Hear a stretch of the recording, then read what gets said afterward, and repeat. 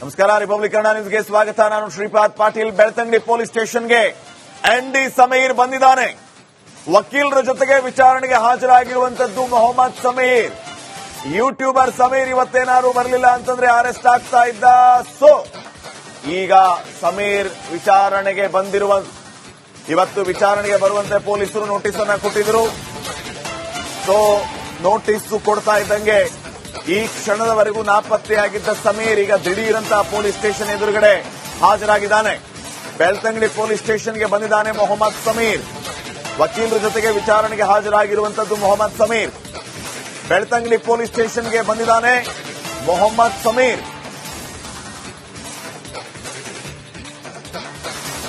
Belthangady police ಸ್ಟೇಷನ್ಗೆ ಬಂದಿರುವಂತದ್ದು ಮೊಹಮ್ಮದ್ ಸಮೀರ್. ನೋಡಿ, ಗಮನಿಸ್ತಾ ಇದ್ದೀರಿ ದೃಶ್ಯಗಳಲ್ಲಿ.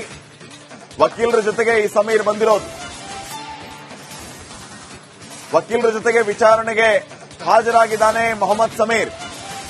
ಧರ್ಮಸ್ಥಳ ಕೇಸ್ ಸಂಬಂಧ ನೋಟಿಸ್ ಅನ್ನ ನೀಡಲಾಗಿತ್ತು. 4ನೇ ನೋಟಿಸ್ ಬಳಿಕ ವಿಚಾರಣೆಗೆ ಬಂದಿರೋದು ಈ ಸಮೀರ್. 4 ನೋಟಿಸ್ ಅನ್ನ ನೀಡಲಾಗಿತ್ತು ಈ ಮೊಹಮ್ಮದ್ ಸಮೀರ್ಗೆ. 4 ನೋಟಿಸ್ನ ಬಳಿಕ ಈ ಮೊಹಮ್ಮದ್ ಸಮೀರ್ ಈಗ ವಿಚಾರಣೆಗೆ ಹಾಜರಾಗಿರೋದು. ಕೈಯಲ್ಲಿ ಇಷ್ಟೆಲ್ಲ ಕಡತಗಳಿದೆ, ಫೈಲ್ಸ್ ಇದೆ, ದಾಖಲೆಗಳಿದೆ ಅಂತ ಹೇಳಿದ್ದು ದಾಖಲೆಗಳನ್ನ ಕೊಡಬೇಕು. ಬಹುಶಃ ಮೊಹಮ್ಮದ್ ಸಮೀರ್ ವಕೀಲರ ಜೊತೆಗೆ ಬಂದಿರೋದನ್ನ ನಾವು ಗಮನಿಸ್ತಾ ಇದ್ದೀವಿ. ಎಐ ವಿಡಿಯೋ ಮೂಲಕ ಧರ್ಮಸ್ಥಳ ವಿರುದ್ಧ ಷಡ್ಯಂತ್ರದ ಕೇಸ್ಗೆ ಸಂಬಂಧಪಟ್ಟಂತೆ ಸಮೀರ್ 2 ಮನೆಗಳಿಗೆ ಪೊಲೀಸರು ನೋಟಿಸ್ ಅನ್ನ ಅಂಟಿಸಿದ್ರು. ಬಳ್ಳಾರಿಯ ಮನೆಗೆ ಮತ್ತು ಬೆಂಗಳೂರಿನ ಬಾಡಿಗೆ ಮನೆಗೆ. ಷಡ್ಯಂತ್ರ ಕೇಸ್ನಲ್ಲಿ ಸಮೀರ್ನನ್ನ ಪೊಲೀಸರು ಈಗ ಅರೆಸ್ಟ್ ಮಾಡ್ತಾರಾ ಅನ್ನುವಂತ ಪ್ರಶ್ನೆ ಇದೆ. ವಿಚಾರಣೆಗೆ ಕರೆದಾಗಲೆಲ್ಲ ಬರಬೇಕು, ವಿಚಾರಣೆಗೆ ಸಹಕರಿಸಬೇಕು ಅನ್ನುವಂಥದ್ದಿತ್ತು. ಎಐ ವಿಡಿಯೋ ಮೂಲಕ ಧರ್ಮಸ್ಥಳದ ವಿರುದ್ಧ ಷಡ್ಯಂತ್ರ ಕೇಸ್ಗೆ ಸಂಬಂಧಪಟ್ಟಂತೆ ಸಮೀರ್ನ 2 ಮನೆಗಳಿಗೆ ಪೊಲೀಸರು ನೋಟಿಸ್ ಅನ್ನ ಅಂಟಿಸಿದ್ರು. ಬೆಂಗಳೂರು, ಬಳ್ಳಾರಿಯ ಮನೆಗಳಿಗೆ ನೋಟಿಸ್ ಅನ್ನ ಅಂಟಿಸಿದ್ರು ಪೊಲೀಸರು. ಸೊ ಇದೇ ಷಡ್ಯಂತ್ರ ಕೇಸ್ನಲ್ಲಿ ಸಮೀರ್ನನ್ನ ಈಗ ಪೊಲೀಸರು ಅರೆಸ್ಟ್ ಮಾಡ್ತಾರಾ? ಸ್ಟೇಷನ್ಗಂತೂ ಬಂದಿದ್ದಾನೆ ಸಮೀರ್. ಮುಂದೇನು ಅನ್ನುವಂಥದ್ದಿದೆ. ಸರಿಯಾಗಿ ಸಮಯ 1 ಗಂಟೆ. ಈಗ ಈ ಸಮೀರ್ ಪೊಲೀಸ್ ಸ್ಟೇಷನ್ಗೆ ಬಂದಿರೋದು. ಎಷ್ಟೊತ್ತಿನವರೆಗೂ ಅಲ್ಲಿ ವಿಚಾರಣೆ ನಡೆಸ್ತಾರೆ, ಏನು ಎತ್ತ, ಏನೆಲ್ಲ ಆಗುತ್ತೆ ಸ್ಟೇಷನ್ನ ಒಳಗಡೆ ನೋಡೋಣ. 4 ನೋಟಿಸ್ ಅನ್ನು ನೀಡಲಾಗಿತ್ತು ಈ ಮೊಹಮ್ಮದ್ ಸಮೀರ್ಗೆ. ಧರ್ಮಸ್ಥಳ ಕೇಸ್ ಸಂಬಂಧ ಈ ನೋಟಿಸ್ ಅನ್ನು ನೀಡಲಾಗಿತ್ತು. ಎಐ ವಿಡಿಯೋ ಮೂಲಕ ಧರ್ಮಸ್ಥಳದ ವಿರುದ್ಧ ಷಡ್ಯಂತ್ರದ ಕೇಸ್ಗೆ ಸಂಬಂಧಪಟ್ಟಂತೆ ಇಷ್ಟು ದಿನ ನಾಪತ್ತೆಯಾಗಿದ್ದ ಸಮೀರ್ ಈಗ ದಿಢೀರಂತ ಪ್ರತ್ಯಕ್ಷ ಆಗಿದ್ದಾನೆ.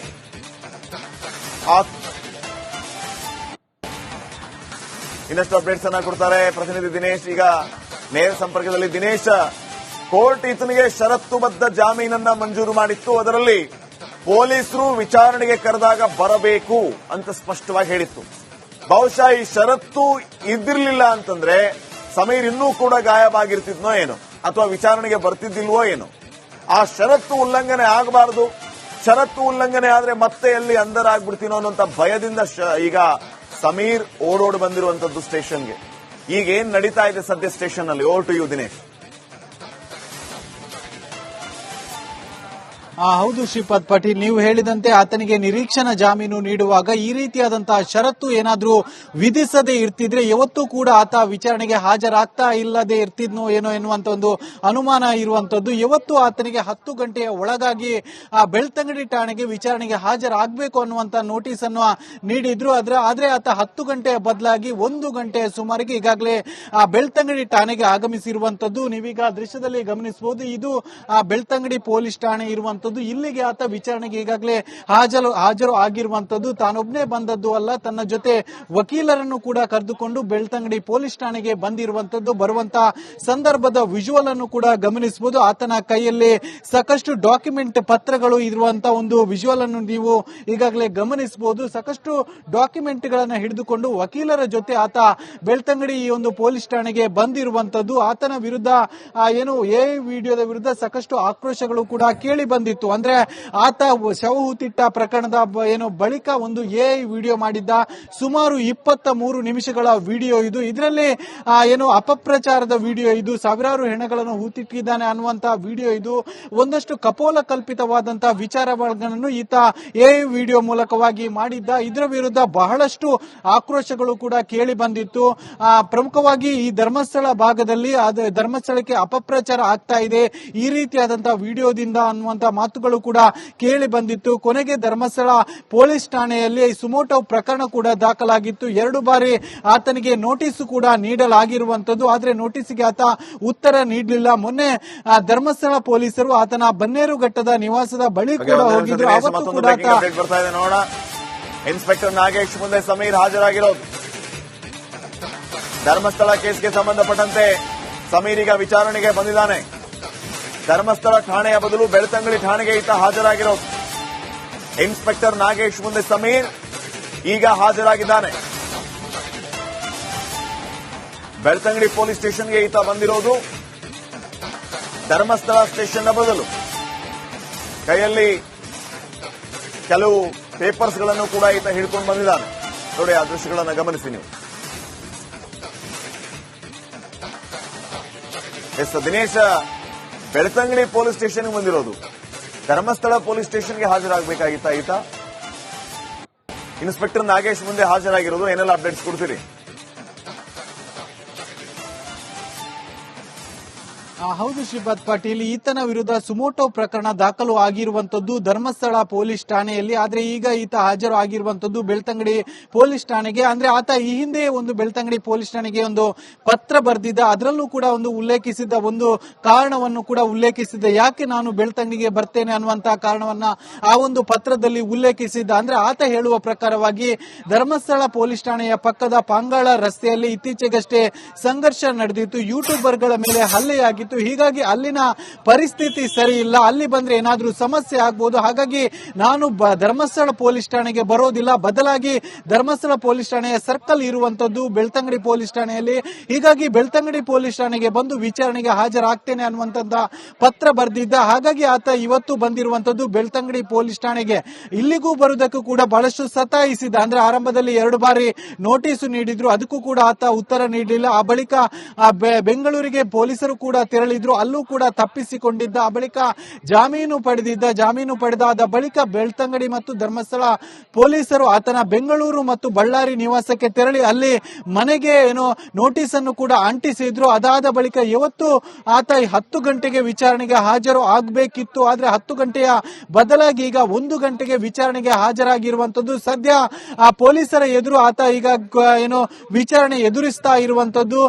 ಪ್ರಮುಖವಾಗಿ ಆತ ಒಬ್ಬನೇ ಬರಲಿಲ್ಲ. ಇವತ್ತು ಬರುವಂತಹ ಸಂದರ್ಭದಲ್ಲಿ ಆತನ ವಕೀಲರನ್ನು ಕೂಡ ಜೊತೆಗೆ ಕರೆದುಕೊಂಡು ಬಂದಿರುವಂತದ್ದು. ಕಾನೂನಾತ್ಮಕವಾಗಿ ಸಲಹೆ ಪಡೆಯುವುದಕ್ಕೋಸ್ಕರವಾಗಿ ವಕೀಲರನ್ನು ಕೂಡ ಜೊತೆಗೆ ಕರೆದುಕೊಂಡು ಬಂದಿರುವಂತದ್ದು. ಅದರ ಜೊತೆಗೆ ಆತ ಒಂದಷ್ಟು ಡಾಕ್ಯುಮೆಂಟ್ ಗಳನ್ನು ಕೂಡ ಜೊತೆಗೆ ಕರೆದು ತಂದಿರುವಂತದ್ದು ನೀವು ವಿಜುವಲ್ ಅಲ್ಲೂ ಕೂಡ ಗಮನಿಸಿರಬಹುದು. ಆತ ಬಹಳಷ್ಟು ದೊಡ್ಡ ಗಾತ್ರದಲ್ಲಿ ಅಥವಾ ಆ ಒಂದು ದೊಡ್ಡ ಡಾಕ್ಯುಮೆಂಟ್ ಗಳನ್ನ ತೆಗೆದುಕೊಂಡು ಹೋಗಿರುವಂತದ್ದು. ಅಂದ್ರೆ ಆತ ವಿಡಿಯೋಗೆ ಸಂಬಂಧಿಸಿದಂತೆ ಒಂದಷ್ಟು ಉತ್ತರಗಳನ್ನ ನೀಡಬೇಕಾಗುತ್ತೆ. ಅಂದ್ರೆ ವಿಡಿಯೋದಲ್ಲಿ ಕಪೋಲ ಕಲ್ಪಿತವಾದಂತಹ ವಿಚಾರಗಳನ್ನು ಹೇಳಿದ, ಒಂದಷ್ಟು ಸುಳ್ಳುಗಳನ್ನು ಹೇಳಿದ. ಹೀಗಾಗಿ ಅದಕ್ಕೆ ಸಂಬಂಧಿಸಿದಂತೆ ಆತ ಪೊಲೀಸರ ಪ್ರಶ್ನೆಗಳಿಗೆ ಉತ್ತರ ನೀಡಬೇಕಾಗುತ್ತೆ. ಹೀಗಾಗಿ ಅದಕ್ಕೆ ಸಂಬಂಧಿಸಿದಂತ ಒಂದಷ್ಟು ಡಾಕ್ಯುಮೆಂಟ್ ಗಳನ್ನ ಕೂಡ ಆತ ಪಡೆದುಕೊಂಡಿರುವಂತದ್ದು.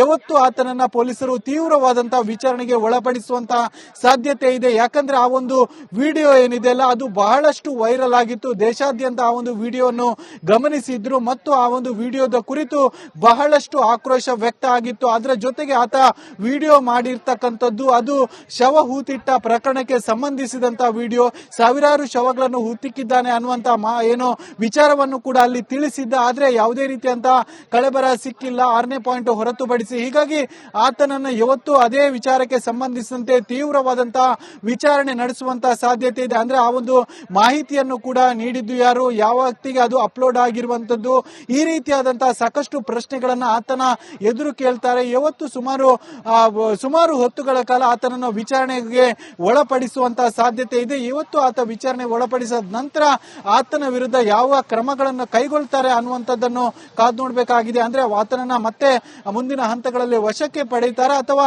ವಿಚಾರಣೆ ನಡೆಸಿ ಆತನ ಬಿಟ್ಬಿಡ್ತಾರ ಅನ್ನುವಂತ ಒಂದಷ್ಟು ಕುತೂಹಲ ಇರುವಂತದ್ದು. ಆತನನ್ನ ಈಗಾಗಲೇ ಪೊಲೀಸರು ವಿಚಾರಣೆ ನಡೆಸ್ತಾ ಇರುವಂತದ್ದು. ಸಾಕಷ್ಟು ಹೊತ್ತುಗಳವರೆಗೂ ಕೂಡ ಆತ ವಿಚಾರಣೆಗೆ ಒಳಪಡಬೇಕಾಗುತ್ತೆ. ಯಾಕಂದ್ರೆ ಆ ಒಂದು ವಿಚಾರ ಏನಿದೆ ಅಲ್ಲ, ಅದು ಬಹಳಷ್ಟು ಗಂಭೀರವಾದಂತಹ ವಿಚಾರ. ಸಾಕಷ್ಟು